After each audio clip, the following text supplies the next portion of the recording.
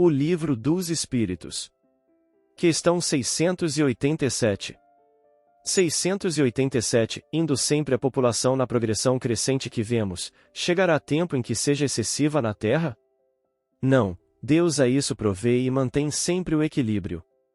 Ele coisa alguma inútil faz. O homem, que apenas vê um canto do quadro da natureza, não pode julgar da harmonia do conjunto.